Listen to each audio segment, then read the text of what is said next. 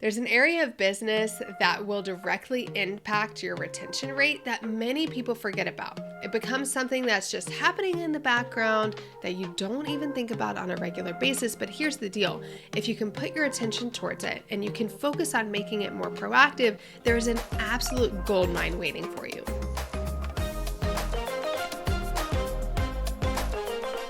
When I start working with clients to help increase their retention rates, they often think I'm only going to be working with the community team or the community department. But as you've heard in previous episodes where I've talked about the connection between marketing and retention, I really need to get my hands in lots of aspects of the business. And outside of marketing and outside of community, one of those departments I like to peek in on is the customer support or customer service department. Now, oftentimes I have clients tell me, oh, we have really amazing customer support. Whenever somebody tells me that some aspect of their business is amazing or they're doing really well in this area, I always want to ask them this one question. How do you know? How do you know that's true, that you have amazing customer support? And oftentimes it's qualitative metrics. So they're saying things like, oh, well, we don't really get many complaints about our customer support, or, people say our customer support is really helpful and kind. But oftentimes there are not quantitative measurements or key performance indicators that are tied to the customer support department. If you don't have those, it's really important to have that in place. Why? Well, we all know that customer support is a part of the member journey. It really can impact retention. If somebody has a negative experience or if they feel like they can't get help when they need it, they can be very quick to lose trust and to ultimately cancel their membership. So having a really great customer support department is very important, or even just customer support process. If, let's say, your community manager or your virtual assistant or you are still doing your customer support, you don't want to neglect this area of the business and of your retention strategy.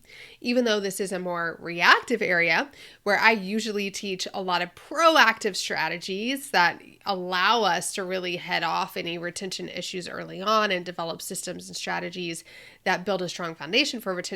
These reactive areas like customer support are still very important and very valuable. Now, I often talk about communication and having a common culture and voice, and this comes into play with customer support because we want to make sure that it looks like when they interact with customer support, they're getting the same kind of culture, community vibe, and feeling that they get when they interact with the owner on Instagram or with the community manager inside of the Facebook group.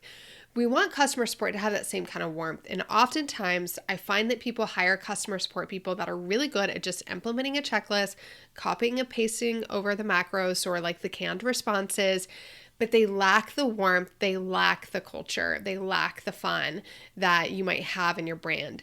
So one recommendation that I have outside of the KPIs, which I'll talk about in a minute, is just to go through your customer support pre-written responses that your team is using day in and day out, and make sure that those actually reflect the voice and the brand of the business overall and don't just accomplish the thing. They don't just tackle the problem, which often happens in customer support. It's like problem, solution in that email. And it doesn't leave me with warm, fuzzy feelings about my interaction with your team. Every interaction with the team is an opportunity to gain or lose a customer for life. So gaining a customer for life looks like going above and beyond, caring about them, creating a really great experience, even through the response to just one email. So you want to make sure to evaluate those canned responses and make sure to weave in some flavor, some vibe in there that really fits the personality of the business. So that's one area that I want you to look for. Now, when it comes to KPIs, we often have very simple KPIs to measure how a customer support department is doing. So if somebody does have data to back up their saying of my customer support team is amazing, right? The data that they have is usually time it takes to close a ticket. So like, oh, we closed all of our tickets within 48 hours or whatever. And like getting to inbox 0, or time to first response. So those are typically the three things that I see as KPI metrics for customer support teams. It's how long does it take on average to close a ticket? How long does it take on average to give that first response to a customer? And then how often are we at inbox zero? Like clear inbox, no support tickets hanging. These are all positive things.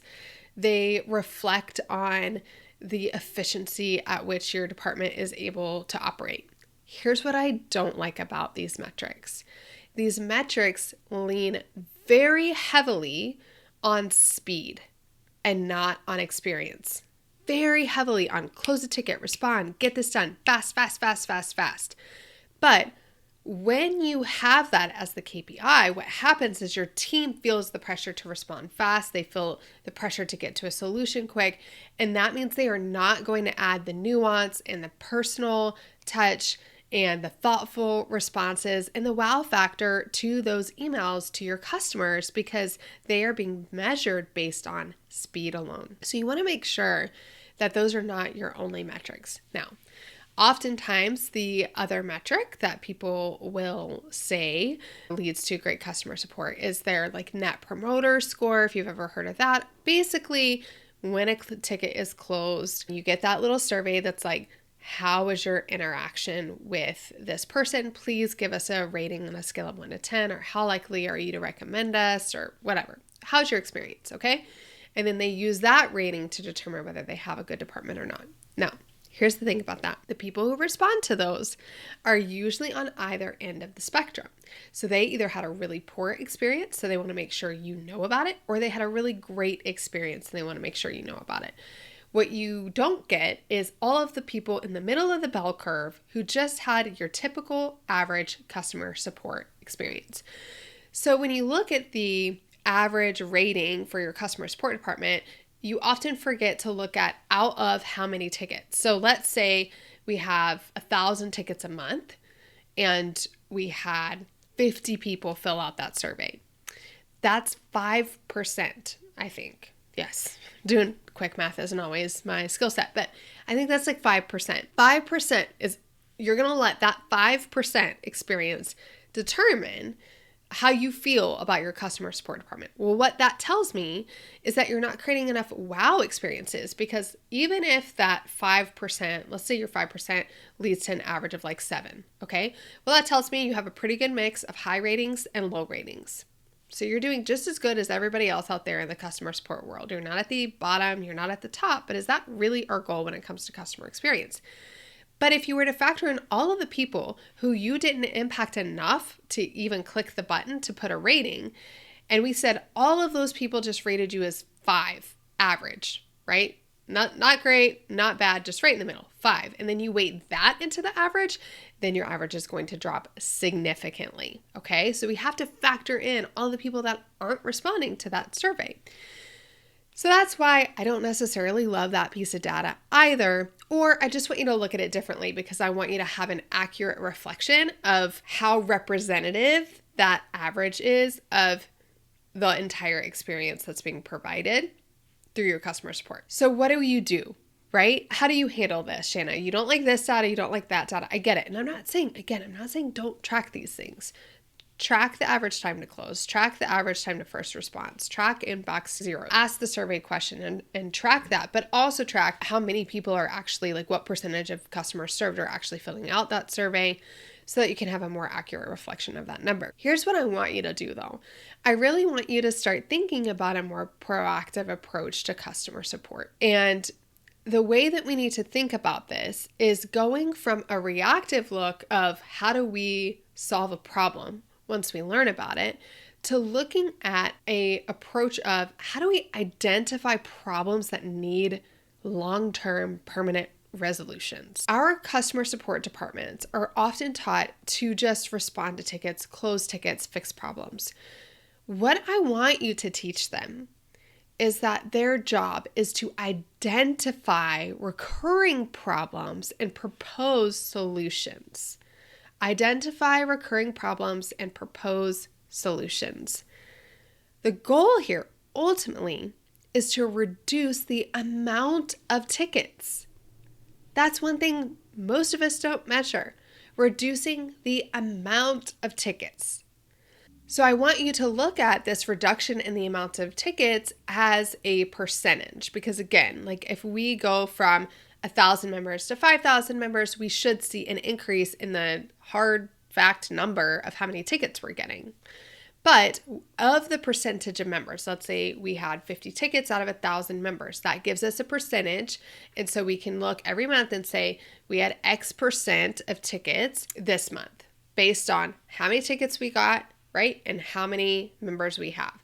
So that gives you an apples to apples comparison month after month as your membership grows or declines in size of members.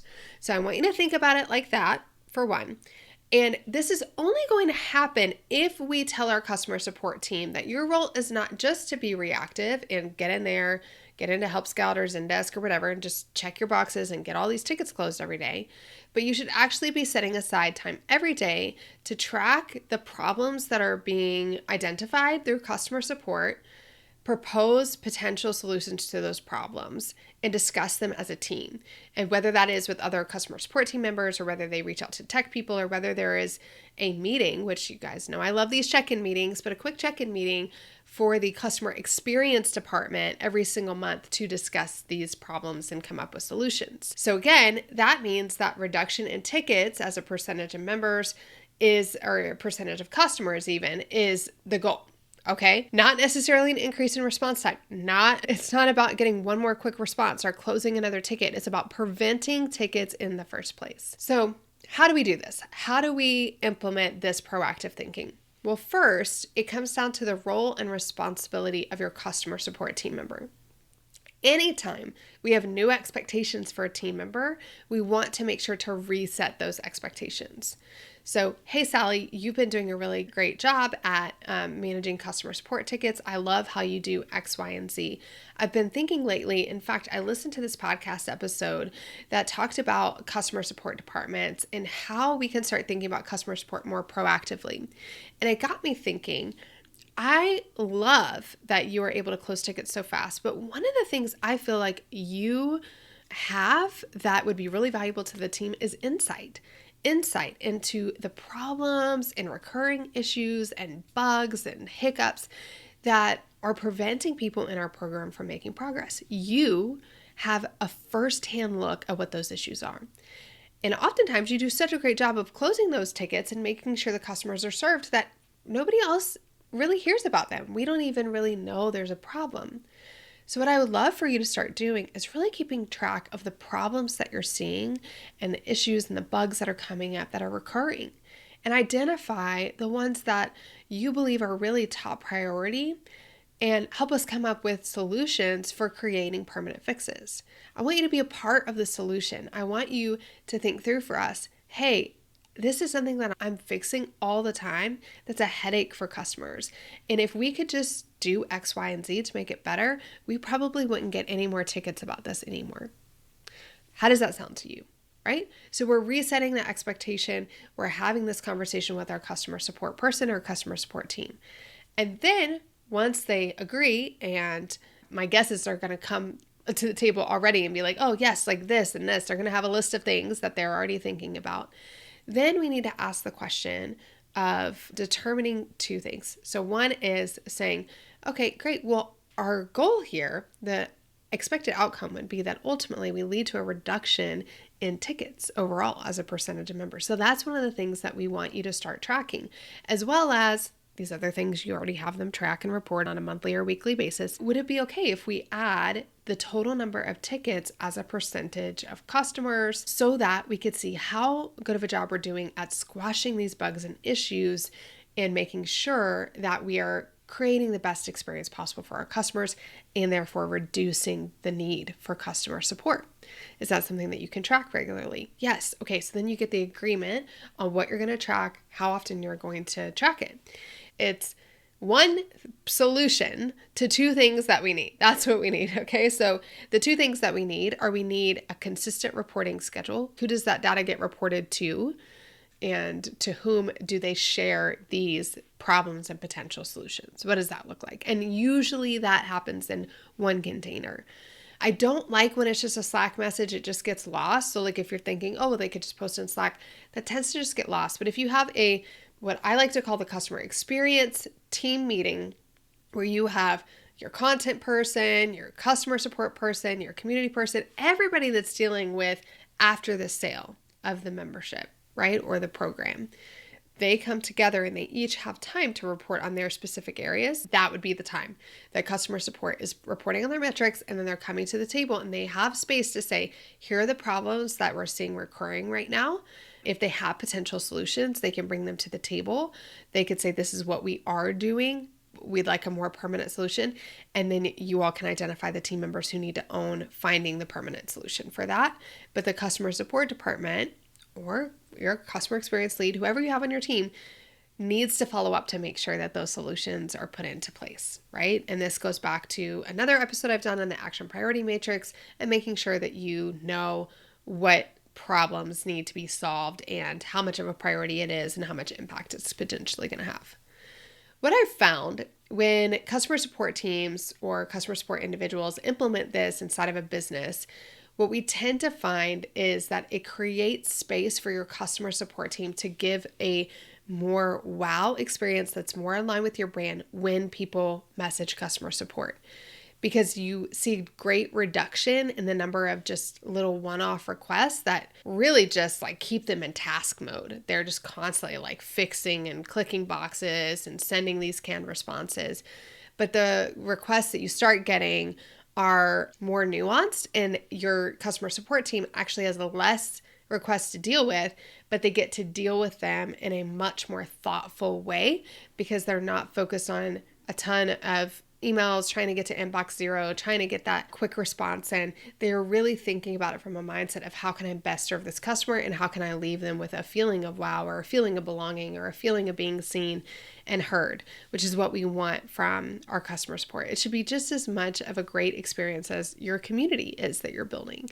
So we find that to be true. And then we find that really early on, there becomes some really low-hanging fruit in friction points in your business that you didn't even know were existing for customers. And honestly, you probably have a vocal minority that are complaining about them, and the majority of people just stop trying because this issue that exists is preventing them from having a great experience or getting the result that they want or finding the resource that they need. So what you find is that usually some low-hanging fruit rises to the top. You can find some really quick solutions. And the reason you haven't before is because you just didn't even know it was a problem. You just didn't even know this issue or this bug or this glitch existed. And now that you do, it's easy to squash it.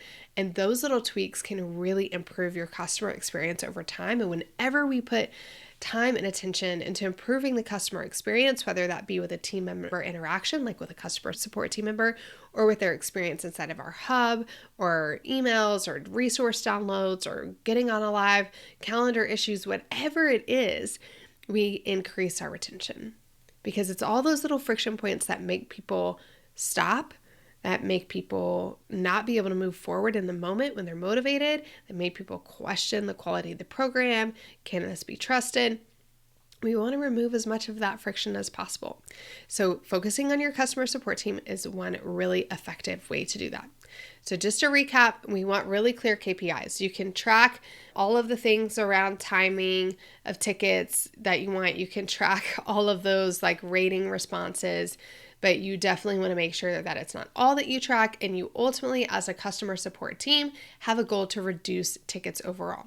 How do we reduce tickets? Well, we identify recurring problems, bugs, glitches, issues that are coming up inside of customer support tickets, and we bring them to the top. We bring them into the conversation, create potential solutions, and make sure to follow through on resolving those for the long run, which ideally creates more space for us in customer support to have time to create really thoughtful responses and create more of a wow experience versus you're the next ticket in line, like the DMV. Just keep on moving, right? That's not the experience that we want people to have. So it gives us the space to be able to do that. And one of the biggest ways you can do that, just to get started, is by reviewing all of your canned responses to make sure that they're very thoughtfully written and they're written as if you're talking human to human from your brand's voice or your personality that you have for your program. I just always want to keep reminding you all that retention has many factors at play. It's not just community, although community is one of the biggest ways you can impact it, which is why I spend so much time focused on it. There's so many other areas like customer support that are impacting your customer's experience and ultimately your retention. So take a week, take a couple of weeks, think through this strategy and move your customer support team forward with a more proactive initiative.